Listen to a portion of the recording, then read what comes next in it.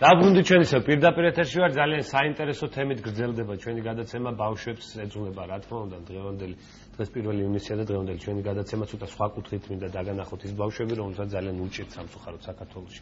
რა თქმა უნდა ეს რეალობაა ირაკლი და უცბად უნდა ვთქვათ რომ 2016 წლის ბოლოს საქართველოში ბავშვთა ჰოსპისის გახსნა იგეგმება ეს იქნება პირველი დაწესებულება სადაც პალიატიურ მზრუნველობას გაუწევენ ქრონიკული და უკურნებელისანი დაავადებულ ბავშვებს. მინდა წარვადგინო ჩვენი სტუმრები ნინო კიკნაძე ფონდი ღია საზოგადოება საქართველოს წარმომადგენელი და ასევე ბავშვთა ჰოსპისის პროექტის მენეჯერი ბატონი კივი ასაულაშვილი. დიდი მადლობა რომ ხართ ჩვენთან ერთად პირველ რიგში მოგიწევთ დღევანდელ დღესასწაულს და საინტერესო იქნება ალბათ მაყურებლისთვის ვინც არ იცის პირველ რიგში განმარტოთ რა არის ჰოსპისი და პალიატიური მკურნალობა და შემდეგ უკვე პროექტის დეტალები. დიდი მადლობა მოწვევისთვის. თქვენც კი ლოცავთ დღევანდელ დღეს შევეცდები მოკლედ გითხრათ რა არის პალიატიური მზრუნველობა და რა არის ჰოსპისი. პალიატიური მზრუნველობა ეს არის უკურნებელი დაავადებულ ადამიანებზე, ანუ ადამიანებს, რომლებსაც აქვთ განუკურნებელი დაავადებები, მათზე ზრუნვა დიაგნოზის დასმის მომენტიდან. ანუ როდესაც მედიცინა არის რაღაცა დაავადებების წინაშე უძლური, თქვათ ასეთია კიბო მესამე და მეოთხე სტადიაში, აი ინფექცია, შიცი, სხვა ნევროლოგიური დაავადებები, ისეთი როგორიც არის ალცჰაიმერი, გაფანტული სკლეროზი და სხვა, ასეთი ადამიანები დიაგნოზის დასმის მომენტიდან იწოდებიან პალიატიური მზრუნველობის საჭიროების პაციენტებად. ხოლო ჰოსპისი არის, როდესაც დაწესებულება და არავითარ შემთხვევაში საავადმყოფო ეს არის რაღაცა უფრო ოჯახური ტიპის მსგავსი სახლი, სადაც აი ესეთი პალიატიური მზრუნველობის საჭიროების პაციენტები სიცოცხლის უკანასკნელ პერიოდს, როდესაც მათ აქვს ცხოვრების ხანგრძლივობა დარჩენილი სადღაც 0-დან 6 თვემდე, აწარებენ აი ამ დაწესებულებაში სახელად ჰოსპისი. რა სახმარებას უწევენ კაპიტანია საინტერესოა. და ამ ეტაპზე არსებობს ოჯახური ტიპის დახმარება, მოდი ესეც გავუმარტოთ, რომ როგორ მუშაობს ეს პროგრამა. ჰოსპისი საერთოდ ზოგადად არ მოიცავს მხოლოდ სტაციონარულ მომსახურებას. პალიატიური მზრუნველობა არის კომპლექსური და სხვადასხვა სპეციალობის ადამიანების ჩართულობით ხორციელდება.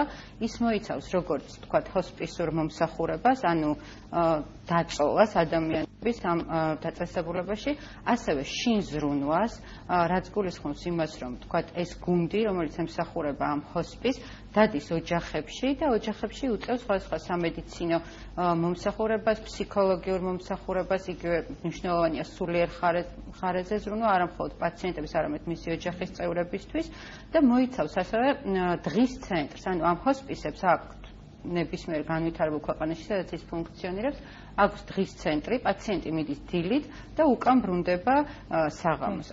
ამჟამად არსებობს 2 ჰოსპისი დიდებისთვის, ანუ დასული ადამიანების ფერისცვალების დედათა მონასტერთან არსებული, ჩვენ მას გახსნის დღიდან მხარს უჭერთ და ვეხმარებით და მეორე არის ონკოლოგიური საავადმყოფოს ბაზა. ეს არის მოზრდილებისათვის. ეს არის ბავშვებისთვის პალიატიური მზრუნველობა და ბავშვთა ჰოსპისი არ არსებობს და სწორედ აი ამის გამო. რა ხდებოდა აქამდე ბატონ კი თქვენს რომ ჩართოთ საუბარში საინტერესოა და ზოგადად რა გამოცდილება გვაქვს, იმიტომ რომ პირველად იწყება ბუნებრივი. ხო, ეს არის პირველი ასეთი დაწესებულება და პირველ რიგში მინდა ვისარგებლო შემთხვევით და ძალიან დიდი მადლობა გადაუხადო ფონდ ღია საზოგადოება საქართველოს განსაკუთრებით ნინოს, იმიტომ რომ ნინოს მიუძღვის ძალიან დიდი წვლილი იმაში რომ დღეს ჩამოყალიბდა ზოგადად ეს ორგანიზაცია და მე იმედი გვაქვს რომ რაღაც დაახლოებით 1 წელიწადში უკვე იქნება შენობაც მზად და შესაბამისად ასევე მინდა ვისარგებლო შემთხვევით და ყველა იმ ადამიანს გადაუხადო მადლობა, ვინც გააკეთეს შემოწირულობები. და განსაკუთრებით საქართველოს პრეზიდენტს, რომელიც საქართველოს პრეზიდენტმა კი ბატონო კორპორაცია ევექს, რომელიც მიწაგვიყიდა ამ ბავშვთა ჰოსპისის ასაშენებლად.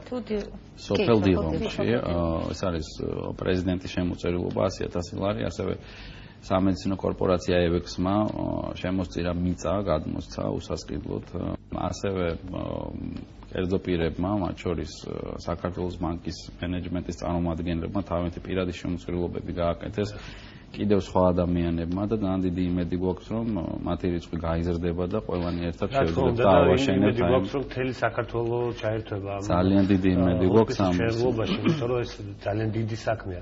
მე მაინტერესებს, რამდენად ვიზიარებ თქვათ იმ ქვეყნების გამოცდილებას, რომლებიც უკვე აქტიურად არიან ამ სფეროში ჩართული. სწორედ ამასთან დაკავშირებით სულ რაღაც 3 კვირის წინ ვიმყოფებოდით ჰოლანდიაში, მოვინახულეთ ჰოსპისები. რა თქმა უნდა, ეს გამოცდილება, რაც ჩვენ იქ შევიძინეთ და რაც ვნახეთ ჩვენ იქ, ძალიან გამოგვადგება და წაგვადგება. ასევე ჩვენი ის პერსონალი, ვინც მუშაობს ახლა ამ ჰოსპისში და ჩართულია ჩვენი შინზრუნვის პროექტში, მათ გავლილი აქვთ ასევე მოსამზადებელი კურსები, ტრეინინგები საზღვარგარეთ და ფაქტიურად ძალიან მაღალკვალიფიციური პერსონალი ახორციელებს ახლა ამ შინზრუნვის პროგრამას. ანუ სანამ ჰოსპისი აშენდება, გვაქვს შინზრუნვა. უფასოდ ვემსახურებით ასეთ ბავშვებს ბინაზე, ანუ ეს გუნდი მომზადებული, რომელიც არის ჩვენი ფონდის მიერ და გივი იტყვის ნომერს, ვისაც დაჭირდება, ანუ პალიატიური მზრუნველობის საჭიროების ბავშვი თუ იქნება, შეგვიძლია გაუწიოთ. ასევე საომაროდ ხა გამოჩნდა, იდა ხო არ იგეგმება მაგალითად ფონდის შექმნა, იმიტომ რომ არის სოლიდარობის ფონდი, რომელიც ძალიან კარგად მუშაობს, პრემიერის ინიციირებით შექმნილი ფონდი და შესაძლებელია, რომ თქვა, მსგავსი ფონდი შეიქმნას. იცით რა, შესაძლებელი არ არის გამორიცხული, უბრალოდ ეხლა ამ ეტაპზე შემოწირულობები რაც კეთდება, თვითონ კეთდება უშუალოდ ამ ორგანიზაციის ანგარიშზე და როგორ შეიძლება ესეთ თავს უნდა წაიყვიყუროს მაყურებელი და გაუჩნდა რომ რაღაც თანხა მაინც იცით რა, პირველ რიგში ალბათ ნომერს ვიტყვით ჩვენ. კი ბატონო, საინტერესო ორივე ნომერი გავაშვით. 570-7-7-7-57. ეს არის ჩვენი ცხელი ხაზის ნომერი.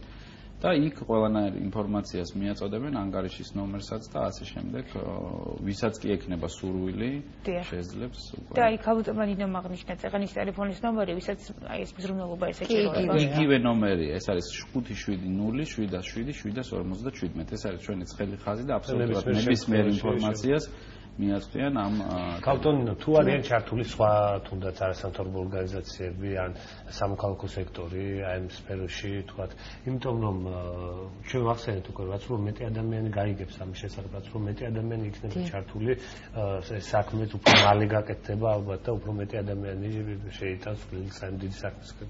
კი ბატონო, მოგახსენებთ, ჩვენ ეხლა დავიწყეთ, ეხლა მოვაწერეთ 29 მაისს გავაფორმეთ მემორანდუმი ბავშვთა ჰოსპის ფონდ დღეს საზოგადოება საქართველოს და სამედიცინო კორპორაცია EUEX შორის გაფორმდა მემორანდუმი და ეხლა ვიწყებთ ამ ჰოსპისის მშენებლობას და რასაკვირველია უფრო მეტ შემოწირულობებს ველით მომავალში და დავსახავთ თქვათ ადვოკატირების გეგმას, ასევე უფრო მეტ ინფორმაციას გავავრცელებთ ამ საქმიანობის შესახებ, გვინდა რომ შევქმნათ ბავშვთა ჰოსპისის მეგობრების ჯგუფი და შესაბამისად ყველა ადამიანს და ორგანიზაციას ექნება საშუალება ჩაერთოს ამ საქმის გაკეთებაში და მიიღოს მონაწილეობა იმაში, რომ საქართველოს ჰქონდეს ბავშვთა ჰოსპისი. დიახ, აი ოჯახში მკურნალობასთან დაკავშირებით, დიახ, შინზრუნვასთან დაკავშირებით, საინტერესოა ადამიანური რესურსის კუთხით, რამდენად გაქვთ ამის საშუალება და ზოგადად თუ არსებობს რაიმე სტატისტიკა, რა მდგომარეობაა ჩვენს ქვეყანაში ბავშვების კუთხით.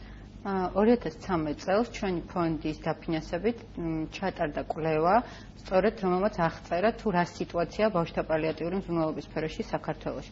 კვლევა მაჩვენა, რომ წელიწადში დაახლოებით 839 ბავშვს 0-დან 18 წლამდე ესაჭიროება პალიატიური მზრუნველობა. თუმცა ეს არ ნიშნავს, რომ 839-ივე სჭირდება ჰოსპისური მზრუნველობა.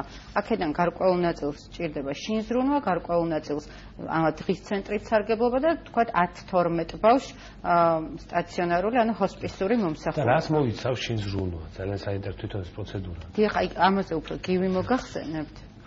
შინზრუნვა გულისხმობს ფაქტიურად რა ვიცი, ძალიან ბევრ მომსახურებას, ჩვენი გუნდი მიდის